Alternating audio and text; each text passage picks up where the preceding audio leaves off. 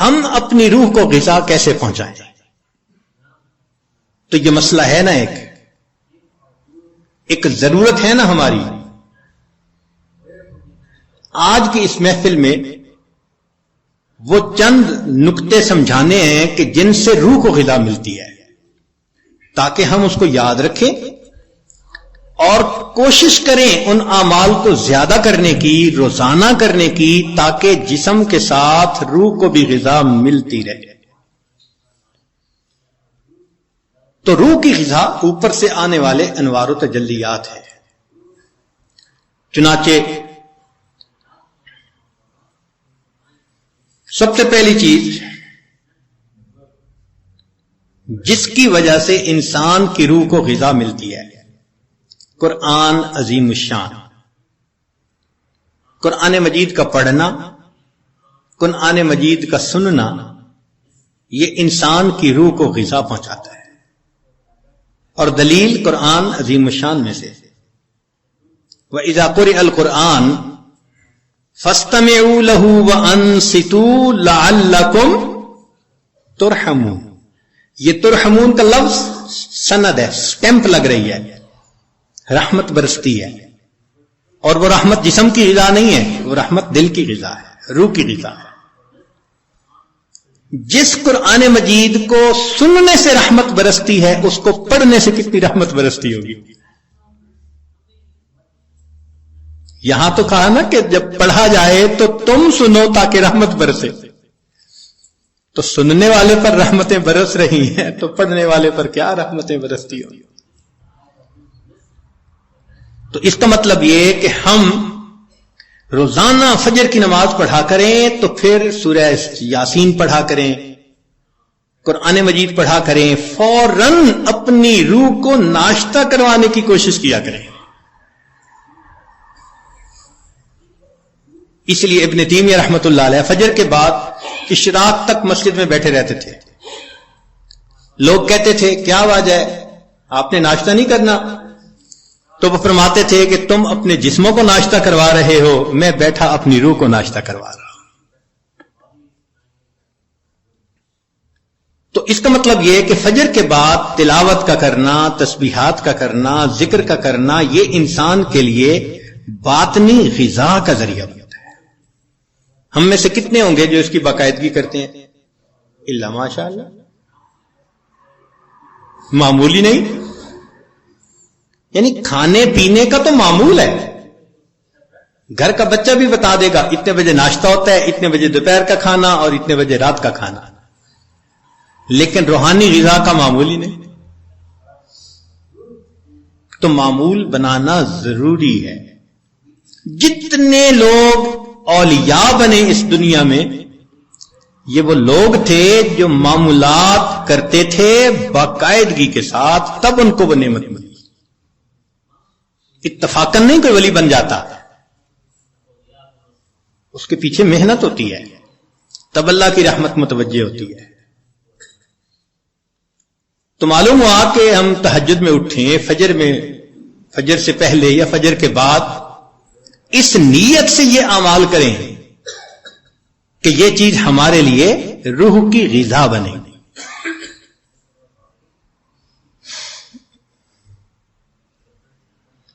ہمارے اکابر جب دن کے کام کاج سے فارغ ہوتے تھے تو مصلی پہ آ جاتے تھے، رات گزار دیتے تھے مصلی کے اوپر. ان کو رات کے اندھیرے کا اس طرح انتظار ہوتا تھا جس طرح دلہا کو دلہن سے ملنے کے لیے رات کا انتظار ہوا کرتا تھا. ایسے وہ رات کے منتظر رہا کرتے تھے. عشاء کے وضو سے فجر کی نماز پڑھنا، رات کا بیشتر حصہ نوافل میں کھڑے رہنا، حتیٰ کہ ہمسائے کے لڑکے بچے ان کو چھت کے اوپر ایک مینارہ سمجھا کرتے تھے.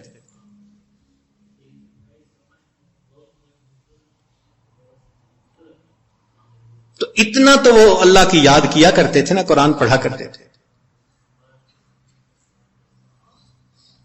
اور ہمارے قریب کے زمانے کے بزرگوں کا معمول ایک منزل روزانہ کا اس عاجز کے والد صاحب حافظ نہیں تھے، مگر پوری زندگی ایک منزل روزانہ پڑھنا ان کا معمول تھا۔ ہم نے بچپن سے لے کے اپنے بال سفید ہونے تک اپنے والد کو ہر جمعرات کو ختم قرآن کرتے دیکھا ہے۔ ہر جمعرات کو ان کا ختم ہوتا تھا، ناظرہ پڑھتے تھے، تو معمول تھے ان کے۔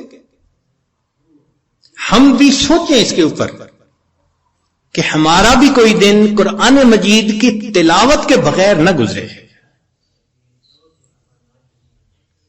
زیادہ نہیں کر سکتے تو چلو تھوڑا صحیح، مگر کریں تو صحیح نا۔ یہ تو نہیں کہ کئی دن گزر جاتے ہیں قرآن مجید کئی گھروں میں کھولنے والا ایک بھی نہیں ہوتا۔ اخبار روز پڑھا جاتا ہے، ٹی وی روز دیکھا جاتا ہے، اور انٹرنیٹ کی مصیبت تو 24 گھنٹے کھلی رہتی ہے۔ اگر نہیں کھلتا اللہ کا قرآن، تو اپنی روح کو غذا پہنچانے کے لیے ہمیں قرآن مجید کی تلاوت کا معمول روزانہ لازماً پورا کرنا چاہیے۔ بس یہ نیت کریں کہ ناشتہ چھوٹتا ہے تو چھوٹ جائے، قرآن مجید کا معمول نہ چھوٹے، اس پابندی کے ساتھ۔ اچھا صبح نہیں پڑھ سکے تو شام پڑھ لیں۔ نبی علیہ الصلوۃ والسلام کی تو ماشاءاللہ سنت ہی یہی ہے۔ کچھ صورتیں ہیں جو صبح پڑھنا مسنون ہے، کچھ ظہر کے بعد، کچھ مغرب کے بعد، کچھ عشاء کے بعد سونے سے پہلے۔ حدیث پاک میں آتا ہے نبی علیہ السلام سونے سے پہلے سورہ ملک پڑھا کرتے تھے۔ یہ کیا چیز تھی؟ جیسے آپ کچھ دیر کے بعد نا کینڈی کھا رہے ہوتے ہیں، بسکٹ کھا رہے ہوتے ہیں، فلاں چیز کھا، یہ اسی طرح ہے کہ معمول ساتھ ساتھ چلتا رہتا ہے، روح کو غذا ملتی رہتی ہے۔ تو جتنی مسنون صورتیں ہیں یاد کریں اور ان کو دن کے مختلف اوقات میں پڑھنے کی عادت بنا لیں، از خود غذا ملتی جائے گی۔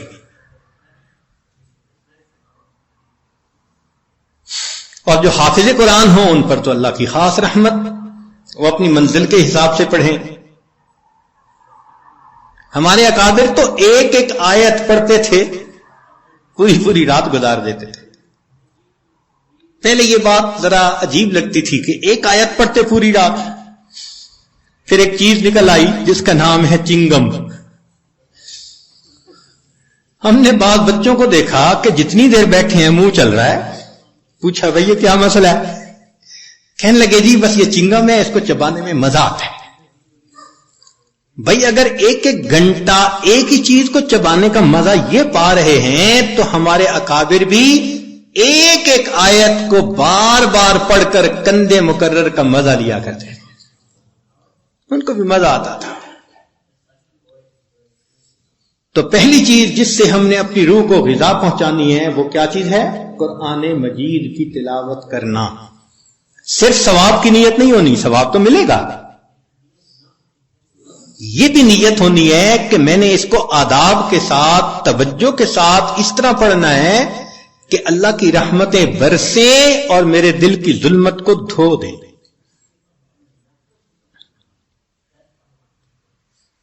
دوسری چیز جس سے کہ انسان کے اوپر اللہ کی رحمت برستی ہے اس کو کہتے ہیں استغفار۔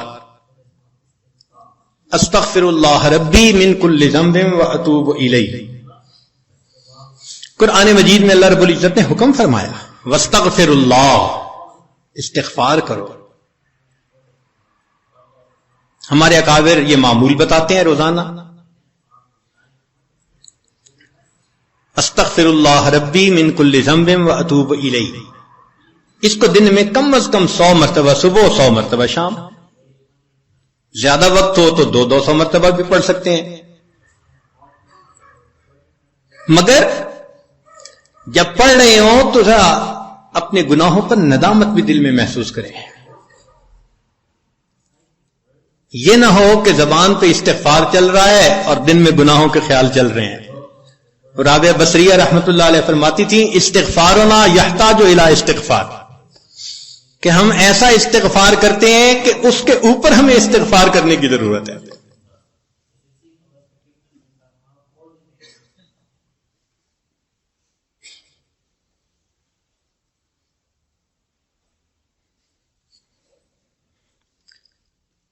سبح برکف، توبہ برلب، دل پر از لطف گناہ.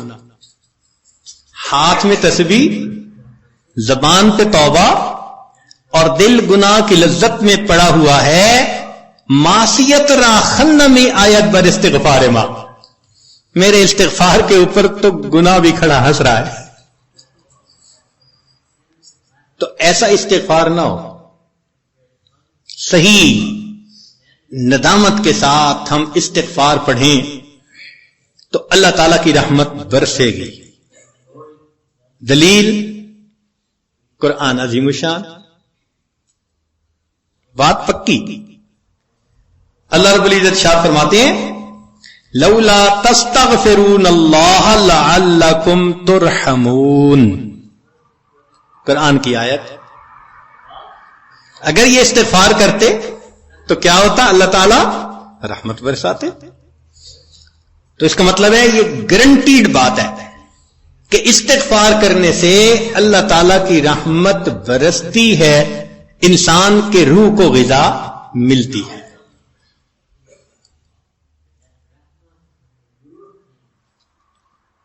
پھر تیسری چیز جس سے کہ اللہ تعالی کی طرف سے رحمت اترتی ہے، درود شریف کا پڑھنا. حدیث مبارکہ میں آتا ہے جو شخص ایک دفعہ درود شریف پڑھتا ہے اللہ تعالیٰ 10 رحمتیں اتارتے ہیں. تو 10 رحمتوں کا اترنا اس بات کی دلیل کہ روح کو غذا ملتی ہے، نور اترتا ہے انسان کے اوپر. ہمارے مشائخ نے فرمایا کہ 100 مرتبہ صبح اور 100 مرتبہ شام، کم از کم اتنا تو درود شریف ضروری پڑھ لیں.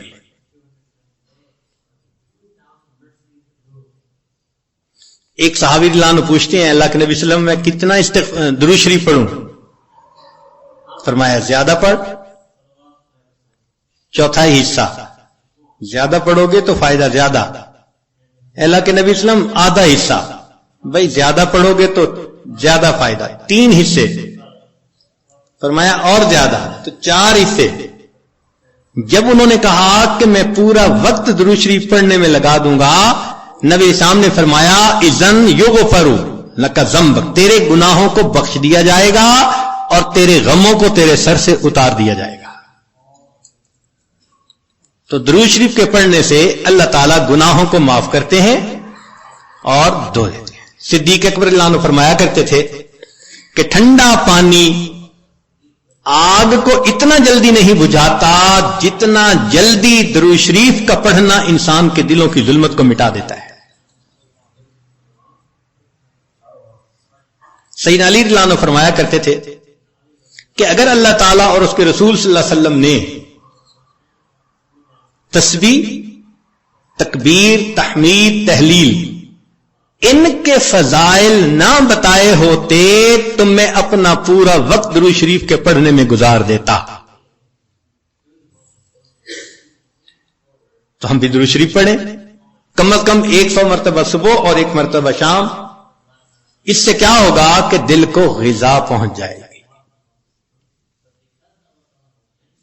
چوتھی چیز اللہ کا ذکر کرنا، ذکر لسانی یا ذکر قلبی جیسا بھی معمول ہو. ذکر کے کرنے سے اللہ تعالی کی رحمت اترتی ہے. اور حدیث پاک سے دلیل نزلت علیہم السکینہ، ان کو رحمت ڈھانپ لیتی ہے. ملائکہ آ جاتے ہیں ان کے اوپر. جہاں لوگ مل بیٹھتے ہیں مختلف جگہوں سے آئے ہوئے اللہ کو یاد کرنے کے لیے. تو ذکر کرنے سے سکینہ کا نازل ہونا بھی اس بات کی دلیل کہ انسان کے دل کو غذا ملتی ہے. ذکر سے ذات کی محبت بھی پیدا ہوتی ہے. جتنا جس چیز کا تذکرہ زیادہ کریں اتنا اس سے محبت ہوتی ہے. تو کثرت ذکر کا حکم اس لیے کہ اس سے اللہ رب العزت کی محبت انسان کے دل میں بڑھتی ہے. یہ نغمہ فصل گلو لالا کا نہیں پابند، بہار ہو کے خزاں لا الہ الا اللہ. ہمیشہ ذکر کرنا ہے، ہر وقت کرنا ہے. موسموں کے بدلنے کا اس پہ اثر نہیں ہوتا. اس لیے ہمارے اکابر صبح شام کا کچھ وقت تھا جس میں تنہائی میں بیٹھ کے اللہ کا ذکر کثرت کے ساتھ کیا کرتے تھے.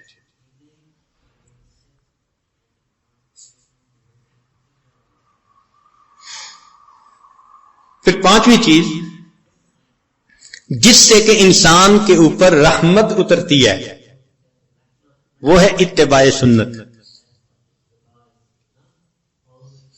جتنا ہر عمل سنت کے مطابق ہوتا جائے گا اتنا اللہ کی رحمت ہم پہ برستی جائے گی.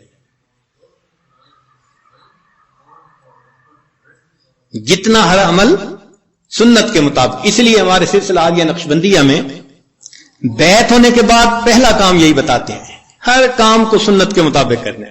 سر کے بالوں سے لے کے پاؤں کے ناخنوں تک اپنے آپ کو سنت کے مطابق ڈھالنا ہے. کیوں؟ ایک تو اجر ہے, ایک قرب ہے, اللہ کی محبوبیت ملتی ہے, اور تیسرا یہ چیز انسان کے روح کی غذا بھی ہے.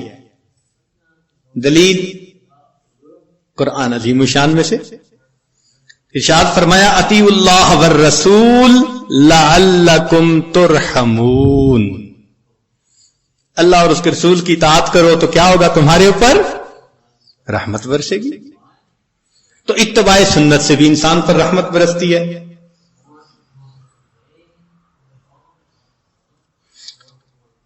پھر چھٹی چیز اہل اللہ کی صحبت اختیار کرنا.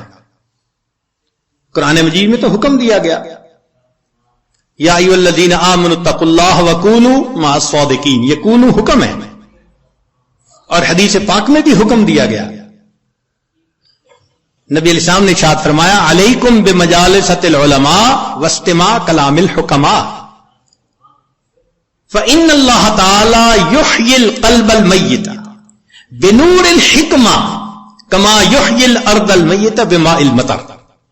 کہ جس طرح بارش کے اترنے سے اللہ مردہ زمین کو زندہ کر دیتے ہیں, اسی طرح اہل اللہ کی حکمت بھری باتوں سے اللہ دلوں کو زندہ فرما دیتے ہیں.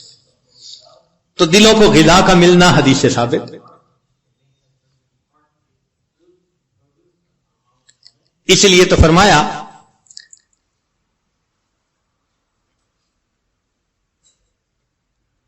کہ انسان کہیں نہ کہیں اپنا تعلق جوڑے. مجدد ثانی رحمۃ اللہ فرماتے ہیں کہ ان مشائخ کی نظر شفا اور ان کا کلام کیمیا ہے. ان کا کلام کیمیا اور ان کی نظر شفا ہے. ہے وہی تیرے زمانے کا امام برحق, ہے وہی تیرے زمانے کا امام برحق جو تجھے حاضر و موجود سے بیزار کرے, دے کے احساس زیاں تیرا لہو گرما دے, فقر کی شان چڑھا کر تجھے تلوار کرے. تو یہ مشائخ کی صحبت میں اسی معلوم رحمۃ اللہ فرماتے ہیں گر تو سنگے خارہ مرمر شوی چوب صاحب دل رسی گوہر شوی.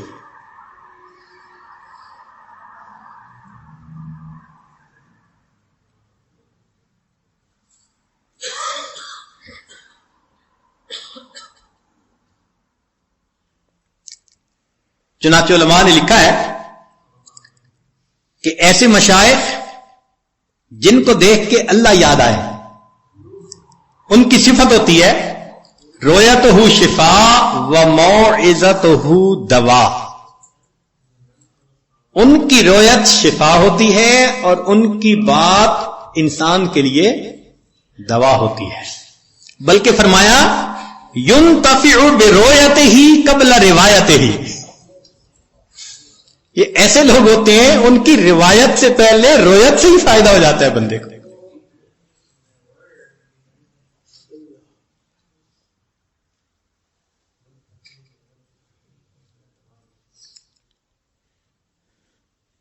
ساتویں چیز جس سے کہ انسان کے دل پر نور اترتا ہے وہ ہے تقوی کو اختیار کرنا. اس لیے ہمارے مشائخ جہاں اتباع سنت کا تلقین کرتے ہیں وہاں ساتھ گناہوں سے بچنے کا بھی حکم دیتے ہیں. بھی گناہوں سے اپنے آپ کو بچاؤ, اور گناہوں سے بچنا, مشتبہات سے بچنا, اسی کا نام تقوی ہے. جتنا تقوی اختیار کریں گے اتنا اللہ کی رحمت برسے گی. جی تقوی اختیار کرنے سے بھی رحمت برستی ہے. وہ کیسے؟ دلیل قرآن عظیم الشان، قرآن مجید کی آیت ہے. اللہ ارشاد فرماتے ہیں واتقوا اللہ لعلکم ترحمون، تم تقوی اختیار کرو تم پر رحمتیں برسائی جائیں گی. تو تقوی کے اختیار کرنے سے بھی رحمت برسی. اس لیے یہ مہینہ رحمت کا مہینہ کیوں کہلاتا ہے؟ اس لیے کہ یہ ماہ سیام ہے، اور سیام کا اصل مقصد کیا ہے؟ لعلکم تتقون، اور تقوی سے رحمت برستی ہے. اس لیے اس کو شہر الرحمہ کہا، شہر الغفران کہا، حدیث مبارکہ میں شہر عظیم کہا اس شہر اس مہینے کو. اور ہم تو صرف رمضان کی برکتیں اگر لے پائے تو بڑی بات. ہمارے مشائخ تو پوری زندگی اسی ترتیب پہ گزارتے تھے. فرماتے تھے الدنیا یوم ولنا فیہا صوم، دنیا ایک دن کی ہے اور ہم نے اس ایک دن میں روزہ رکھا ہوا ہے. یعنی گناہوں سے بچنے کا روزہ، یہ مقصد تھا ان کا. پوری زندگی اسی طرح گزار دیتے تھے. اس لیے فرمایا للصائم فرحتان، روزہ دار کے لیے دو خوشیاں ہوتی ہیں. فرحت عند الافطار، ایک تو افطار کے وقت خوشی، وفرحت عند لقاء الرحمن، جب رحمان سے ملیں گے اس وقت بھی خوشی ہوگی. اس لیے یہ رمضان کا مہینہ انسان کے دل کو منور کر دیتا ہے.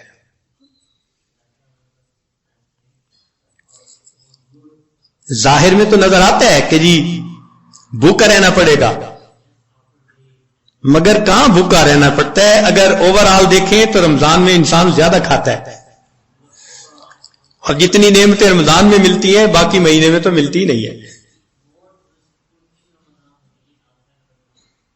مگر رمضان المبارک میں واقعی روزہ دار پر اللہ کی رحمت برستی ہے.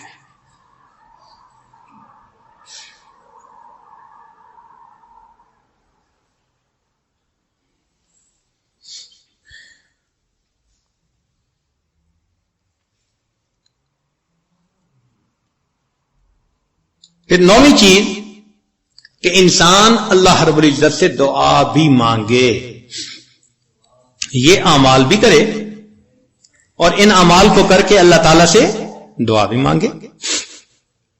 اے اللہ میرے دل کو منور فرما دیجئے، میرے دل کو غذا پہنچا دیجئے، میری روح کو منور کر دیجئے. اور یہ چیز حدیث پاک سے ثابت ہے. نبی علیہ السلام جب فجر کی سنتیں ادا فرما کے مسجد میں تشریف لے جاتے تھے تو حدیث پاک میں ہے کہ راستے میں نبی علیہ السلام دعا مانگتے تھے اللہم اجعل فی قلبی نورا وفی بصری نورا وفی سمعی نورا وفی وعن یمینی نورا وعن شمالی نورا ومن خلفی نورا ومن امامی نورا واجعل لی نورا، اللہ مجھے ہی نور بنا دے. اب یہ دیکھیے کتنی اہم بات ہے. ہم میں سے کتنوں کا معمول ہے اس دعا کو پڑھنا؟ اللہ ماشاء اللہ بہت کم لوگ ہوں گے جو باقاعدہ پڑھتے ہوں گے. اللہ کے حبیب صلی اللہ علیہ وسلم نے تو ہمارے لیے یہ دعا سکھائی ہمیں.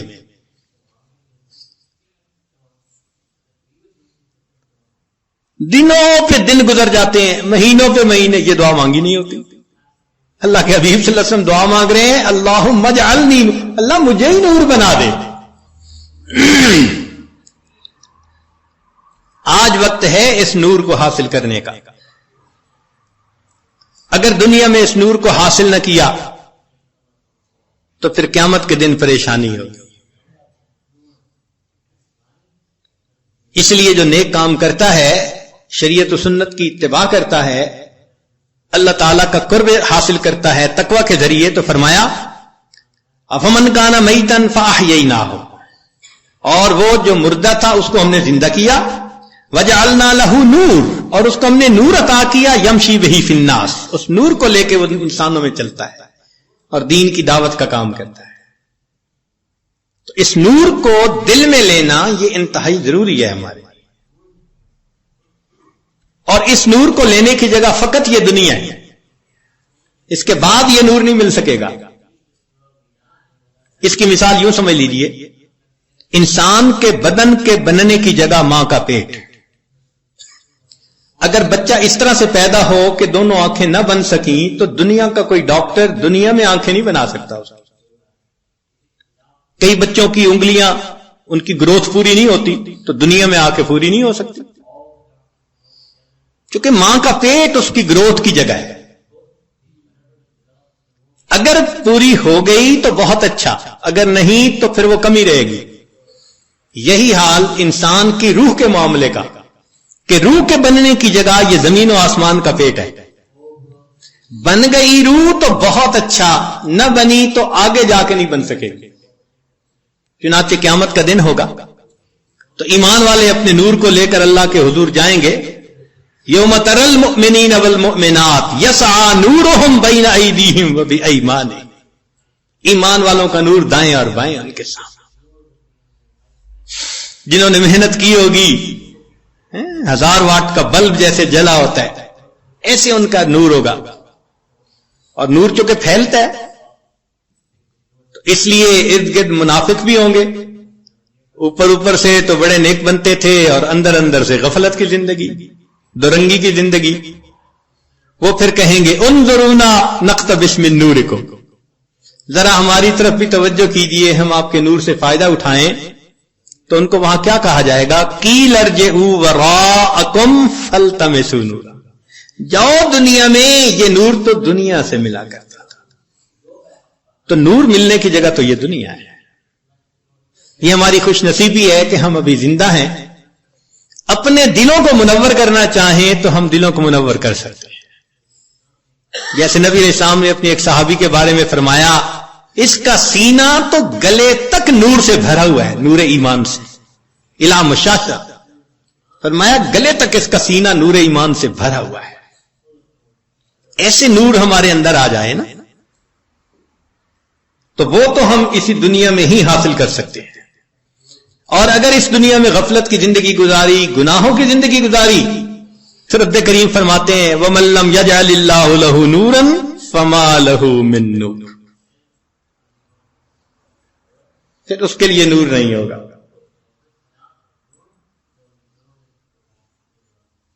تو ہم یہاں پر اعتکاف کے لیے جو حاضر ہوئے تو بدن کو غذا پہنچانے کے لیے نہیں. بدن کو غذا تو انسان کو ہمیشہ اپنے دیش میں، اپنے گھر میں بہتر پہنچ جاتی ہے. یہاں حاضر ہوئے ہیں اپنی روح کو غذا پہنچانے کے لیے. تو آج اس عنوان کو اس لیے ذرا کھولا کہ ہمیں یہاں اعتکاف میں بیٹھنے کا مقصد واضح ہو جائے کہ ہم نے کچھ اعمال کرنے ہیں، پھر اللہ سے مانگنا ہے، اور اس اعتکاف کے دوران اپنے دل کے نور کی اس کمی کو ہم نے پورا کرنا ہے.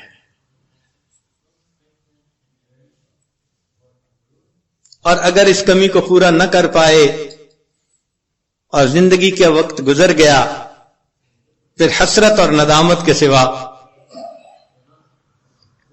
کچھ نہیں ہوگا. ذرا سوچئے تو صحیح، قیامت کا وہ دن ہوگا جب انسان روشنی کو تلاش کرتا پھر رہا ہوگا اور اندھیرا ہوگا چاروں طرف.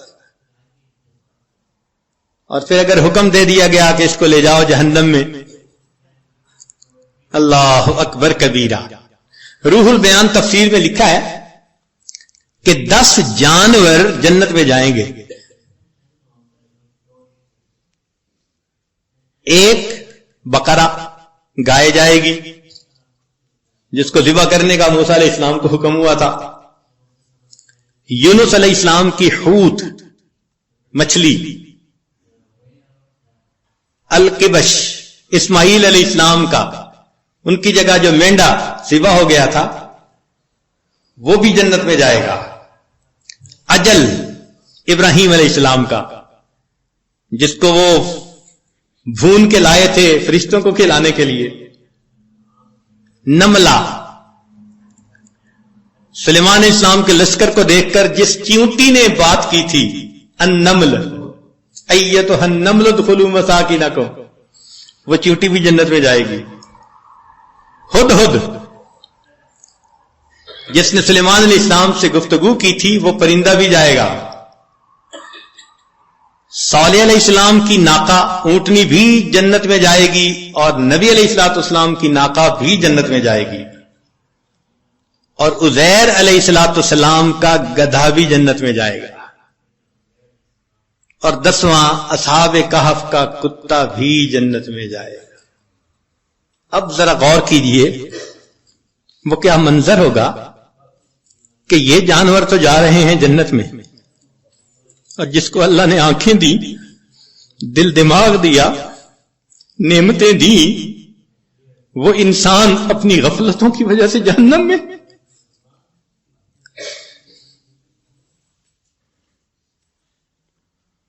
اگر اس وقت گدھے نے یہ کہہ دیا اے انسان تو مجھے بے وقوف سمجھتا تھا نا, گالی بھی دینی ہوتی تھی کسی کو بے وقوفی کی تو گدھا کہتا تھا, آج وہ بے وقوف تو جا رہا ہے جنت میں, تو کہاں کا عقل مند نکل آیا کہ تو جہنم میں. ما جاءکم نذیر, ڈرانے والا نہیں آیا تھا. کہیں گے ڈرانے والا تو آیا تھا, لو کننا نسمع او نعقل ما کننا فی اصحاب السعیر, اگر ہم سنتے اور ہماری عقل کی رتی ہوتی ہمارے پاس تو ہم پھر جہنم میں نہ جاتے. اس کا مطلب یہ کہ ہم سنتے نہیں, سوچتے نہیں. اور گدھے کی بات تو ایک طرف رکھ دیں, اگر اصحاب کہف کے کتے نے اس وقت کہہ دیا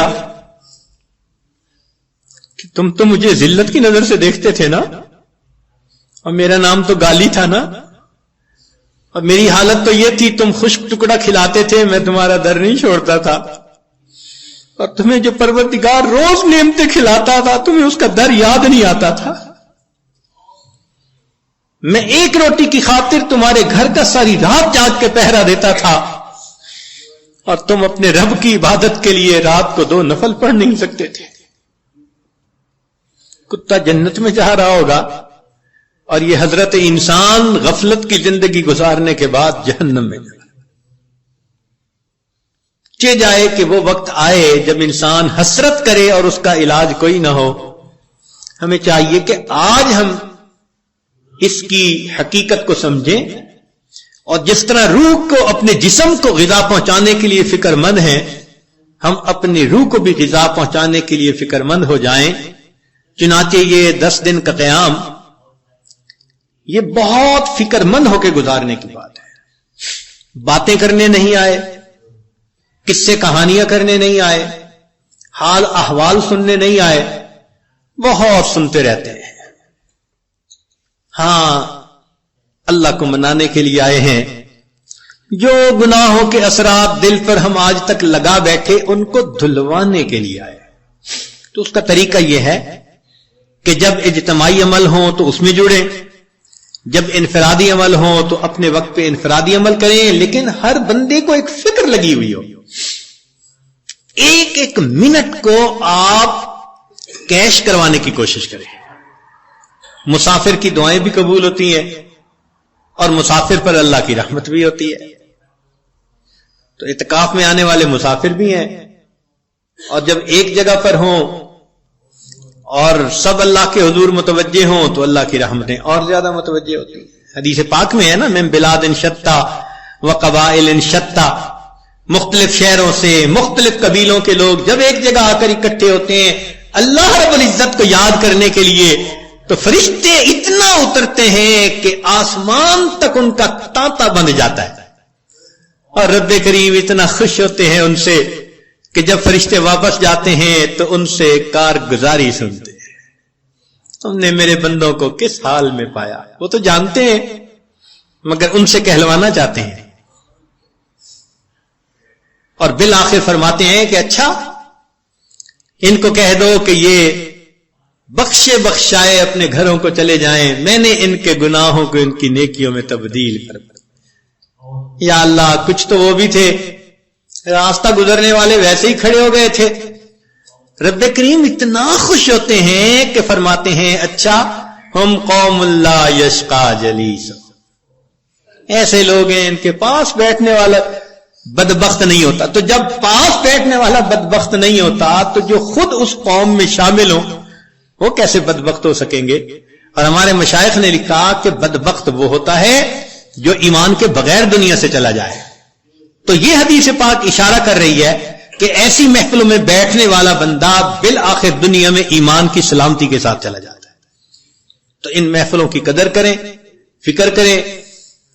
اپنے سیل فون کو یا تو سائلنٹ کر دیں یا بند ہی کر دیں 10 دن کے لیے. یہاں گھنٹی کی آواز نہ سنائی دے، بات کی آواز نہ سنائی دے. جب نہیں تھے یہ سیل فون دنیا کے کام کاروبار پھر بھی چلتے تھے. 10 دن کے لیے بند ہو جائے گا، کام کاروبار پھر بھی چلیں گے. نہ آسمان پہلے گرا تھا نہ اب گرے گا. تو اتنا اہم نہ اس کو بنائیں. اب اس کو ایک طرف کر کے تلاوت میں لگے ہوں، تسبیحات میں لگے ہوں، نمازوں میں لگے ہوں، دعا میں لگے ہوں، اجتماعی عمل میں، بس ان اعمال میں قرآن مجید کی تلاوت میں آپ لگے رہیں. اللہ تعالی ہم میں سے کسی کی عاجزی کو تو قبول فرما لیں گے نا. آخر اتنے لوگ جو ہیں کتنے ٹوٹے دلوں کے ساتھ یہاں پہنچے ہیں اور کتنے مجاہدوں کے ساتھ پہنچے ہیں. انتظام نہیں تھے، مشکل سے انتظام ہوا، چھٹیاں نہیں ملتی تھی، دعائیں مانگ مانگ کے چھٹیاں لی، کیسی کیسی کوشش کے بعد بالآخر یہاں پہنچے. اللہ تعالیٰ قدردان ہے، وہ یقیناً آنے کی قدر فرمائیں گے. تو ہم اپنے اس وقت میں اللہ تعالیٰ کی رحمت کو اپنی طرف متوجہ کریں. پروردگار عالم ہمارے گناہوں کو معاف فرمائے اور ہمارے اس 10 دن کو ہمارے لیے اپنے قرب کا ذریعہ بنائے. وآخر دعوانا ان الحمد للہ رب العالمین.